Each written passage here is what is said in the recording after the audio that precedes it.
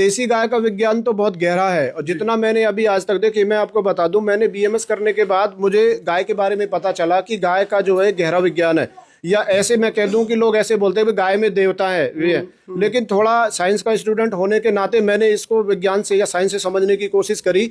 तो मैंने देखा कि गाय की जो 5 चीजें हमको मिलती है या मिलती है, कि गौमूत्र है या गोबर है या दूध है या दही है या छाछ है, तो हर एक एक चीज का विज्ञान की कसौटी पर वो एकदम खरी उतरती है। जैसे गौमूत्र की बात मैं कई बार करता हूं कि भाई कैंसर के पेशेंट को गौमूत्र जरूर मिलना चाहिए, ट्यूमर के पेशेंट को जरूर मिलना चाहिए, लेकिन ऐसा नहीं है कि वो जरूर का मतलब है कि एकदम कंपलसरी है।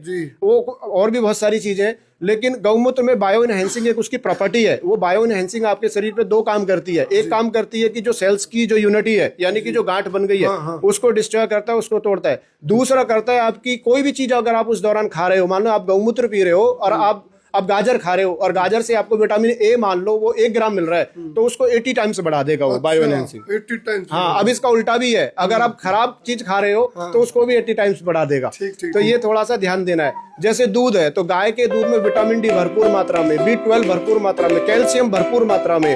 और आप जब आप देखेंगे, आप विज्ञान से पढ़ेंगे शरीर को, तो जितने भी आपके वाइटल्स हैं, जितने भी विटामिन है, विटामिन D3 की कमी होने से इम्यूनिटी लो होती है। इम्यूनिटी जब लो हो जाती है तो आपके शरीर में जो डीएनए है, डीएनए डेड होगा। डीएनए जब डेड होगा तो सेल्स के ऊपर कंट्रोलिंग खत्म हो जाएगी, और जब सेल्स के ऊपर कंट्रोलिंग खत्म हो जाएगी तो सेल्स अनकंट्रोल ग्रोथ करेगा। That is the call cancer. तो कहने का मतलब है कि गाय का दूध भी आपके लिए उपयुक्त है। अब घी की बात आती है, देसी गाय का घी जो है वो कोई भी ऐसी उसमें मतलब खराब चीज नहीं है कि जो आपके शरीर पे ना डाइजेस्ट हो, यानी कि उसका टेम्परेचर और आपका टेम्परेचर दोनों का एकदम सिमिलर है। उसमें सबसे अच्छी चीज विटामिन के होता है, जो आपके ब्रेन के लिए, विटामिन ई होता है जो ब्रेन के लिए बहुत अच्छा होता है। जैसे बोलते हैं के भी है, के भी भरपूर मात्रा में और ई भी भरपूर मात्रा में। एक और इसमें है कि ब्यूट्रिक एसिड गाय के घी के अंदर है। तो ब्यूट्रिक एसिड वो एसिड होता है जो आपके न्यूरॉन्स को बहुत एक्टिव करता है, या आपकी सोचने समझने की शक्ति को बढ़ाता है। इसलिए हमेशा आप देखिए कि मैं अपने हर पेशेंट को गाय का दूध, गाय का घी, गाय का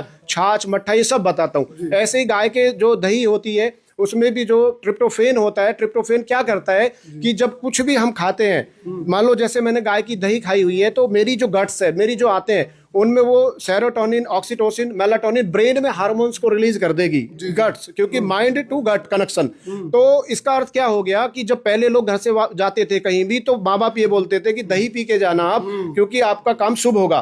तो दही से शुभ इसलिए ही होगा कि जब आपके ब्रेन में दही पीने के बाद, गट्स में पचने के बाद, जो सेरोटोनिन, ऑक्सीटोसिन, मेलाटोनिन, ये सब हार्मोन्स रिलीज होंगे। ये हैप्पी हार्मोन्स है, ये नींद वाले हार्मोन्स है, ये तनाव को कम करने वाले हार्मोन्स। जब मन खुश होगा तो काम भी बनेगा। लेकिन यहाँ एक लाइन बोलूंगा कि यहाँ उल्टा भी है कि अगर आपने चाय पी है तो चाय के अंदर टेनिन होता है। टेनिन जब गट्स में आपके डाइजेस्ट होगा तो वो कोर्टिसोल हार्मोन्स को रिलीज कर देगा ब्रेन में, यानी कि तनाव वाला हार्मोन्स।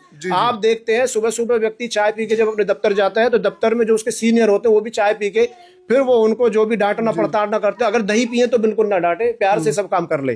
तो इसका मतलब है कि चाय छोड़ के दही की तरफ आए। यानी कि ये है पंचगव्य और आयुर्वेद। हाँ। कि भाई क्या खाना है, कितना खाना है, कब कौन सी चीज के आगे पीछे क्या छोड़ना है, क्या खाना है, नहीं, ये तो एकदम जरूरी भी है कि अगर आपको वही नहीं मिलेगा जो शरीर को चाहिए, तो फिर उसके विपरीत मिलेगा तो आप तो बीमार हो जाएंगे। आपने तो बिल्कुल मेरी है ना कहने का चौन तोड़ दी। ये वीडियो लोगों को बहुत ज्यादा एक मैसेज देने वाली है। ये स्पेशल अलग से डालेंगे हम एक वीडियो गाय की। एक हो रहा है कि अब इसमें 5वां प्रोडक्ट गोबर। अच्छा, गाय का जो गोबर है ना, ये इसमें सबसे ज्यादा जो जरूरी है इम्यूनिटी को बढ़ाने के लिए होती है। क्यों इम्यूनिटी को बढ़ाने के लिए? कि सबसे अच्छी चीज है इसमें डाइजेशन के लिए। गाय के गोबर का जो रस है, अगर वो गाय जंगल में चर रही है, वनस्पतियां खा रही हैं, तो जब वो आपके गट्स में पचेगी तो सबसे अच्छा क्या है कि ये आपके गट्स में, यानी कि आंतों में लुब्रिकेंट्स पैदा करता है, यानी कि हिलन डुलन पैदा करता है, चिकनाई पैदा करता है। आज आप किसी भी आदमी को पकड़ के टच करके देख लिए, पहले तो वो बीमार निकलेगा। दूसरा, सबसे ज्यादा अगर कोई 100% लोग आपको मिले हैं कि भाई 100 लोग हैं, 100 आदमी हैं, और उसमें से आप निकालो तो 90 पेट के रोगी मिलेंगे। अगर कोई पंचगव्य को ले, यानी कि 5 चीजों को मिला के, गाय का गोबर अलग से ना ले, वो सब 5 चीजों को एक चम्मच मिला के ले, और सुबह भोर में ले, तो इम्यूनिटी इतनी बढ़ जाएगी। आपको बताऊं, कोरोना काल में जो लोग गौशालाओं में रहे थे या गायों के पास रहे थे, वो पंचगौ स्टार्ट किए थे, ऐसी रिपोर्ट भी हमारे पास। तो उसमें देखा है कि वो लोग कोरोना से भी बचे रहे, यानी कि इम्यूनिटी उनकी बहुत ज्यादा बढ़ गई। तो गुड बैक्टीरिया जिसको बोलते हैं आंतों के लिए, वो सबसे ज्यादा गाय के गोबर के रस में। एक्चुअली वो गोबर नहीं है, गोबर एक विकृत शब्द है, मतलब गोबर नहीं है, गोवर है। वो गौवर है। गौ मतलब गाय और वर मतलब श्रेष्ठ, गाय की श्रेष्ठ वस्तु, गाय का वरदान। आयुर्वेद में ऐसा बोला गया है कि जो गाय का घी है वो हृदय के लिए या मस्तिष्क के लिए परम औषधि है। मैंने अक्सर देखा है अपने यहाँ पेशेंट को आके कि मैं पहले पूछता हूँ कि आपका कहाँ कहाँ इलाज हुआ, पूरी हिस्ट्री पेशेंट की लेते हैं। तो मैं इस बात पे बहुत विश्वास करता हूँ, अगर वो कहीं भी इलाज करवा रहा है, अगर उसको बिल्कुल भी वहां से लाभ है, मतलब थोड़ा भी लाभ है, तो मैं बोलता हूँ कि वहीं अपना ट्रीटमेंट आप कंटिन्यू करिए। अगर हाँ, अगर लाभ नहीं है तो फिर आइए, फिर हम देखते हैं। अच्छा, इतने सारे पेशेंट बैठे हैं अभी डॉक्टर साहब को, हम तो मेरी तो आदत है, मैं तो मुंह पे बोल रहा हूँ जो भी है। कोई ऐसा पेशेंट जिनको डॉक्टर साहब की दवाई का आराम ना लगा हो तो वो यहाँ मेरे पास आए, कम से कम मुंह पर कह देंगे डॉक्टर साहब तो, फिर डॉक्टर साहब कहते हैं खाम खाई फिल्म बना रहे हो। तो बताओ जी, कोई है पेशेंट ऐसा जिसको आराम ना लगा हो इनकी दवाई से? इधर भी घुमा दे भाई कैमरा, शुक्र तो घुमानू ने भी पीछे घुमा भाई। कोई ऐसा पेशेंट हो जिनको डॉक्टर शैलेश की दवाई से आराम ना मिला हो तो बताओ जी, कोई है ऐसा पेशेंट? देखो भाई, किसी का हाथ नहीं खड़ा, इसका मतलब सारे के सारे पेशेंट संतुष्ट हैं। और यही संतुष्टि आप इस वीडियो ने शेयर करके उन मरीजों को भी दे सकते हो जो इस टाइम कैंसर तक जूझ रहे हैं। क्या नाम है जी आपका?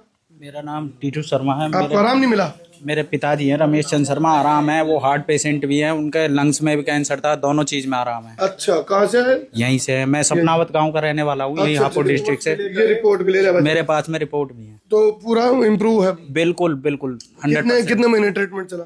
अभी 3 महीने हुए हैं बस। लो भाई देखो, 4th स्टेज का ही कैंसर था उनके भी, लंग्स में था। लंग्स में? हाँ जी। आप ये देखो, जिनको 3 महीने का टाइम दे दिया हो, 3 महीने की दवाई ले लो, आप निकल जाओगे उस दलदल से। ये मैं नहीं कह रहा, ये जो पेशेंट है ना, ये इनके जो रिजल्ट हैं, आंकड़े हैं, ये बोल रहे हैं भाई। और आंकड़ों से चलते हैं। डॉक्टर शैलेश, इनकी ये खूबी भी है। आ जाओ भाई। आप क्या नाम भाई? जी सर, मेरा नाम मोहम्मद निशार है जी। मेरी माता जी को जो है ब्रेन ट्यूमर है। तो सर जो है दवाई उनका तो बहुत हमने किया, लेकिन जब से डॉक्टर साहब की दवा ले रही हैं तब से उनको काफ़ी राहत है। चलिए, मेरी भी एक रिस्पॉन्सिबिलिटी थी, मेरी भी एक क्रेडिबिलिटी थी भाई, मैंने वीडियो बनाई है तो ऐसा ना हो वीडियो तो बना दी और लोगों तक वीडियो गई और खाम खाई इनकी दवाई का कोई आराम ना हो। तो मैं भी क्रॉस चेक करने के लिए पहुंचा था भाई, मेरी वीडियो ने देख कर जो पेशेंट यहाँ आने लग रहे हैं और जिनको ट्रीटमेंट मिला वो ठीक हो कि नहीं, तो मेरी भी संतुष्टि हुई है डॉक्टर साहब। क्योंकि पेशेंट से पूछने के बाद मुझे भी तसल्ली होगी ना भाई, जिनके बारे में हमने लोगों को बताया था भाई इनकी यमराज के साथ कुछ ना कुछ सेटलमेंट है, तो वो सच में है। सेटलमेंट इन द सेंस ये भाई, ये जो मेडिसिन शुरू कर देते हैं फिर यमराज को अपने आप समझ में आ जाती है अभी इसका ठाने का टाइम नहीं है भाई। तो फॉर्मूला यही है कि समय से सोना चाहिए, समय से उठना चाहिए और वो खाना चाहिए, जैसे मैं अपने शब्दों में पेशेंट से बोलता हूँ कि रीजनल और सीजनल।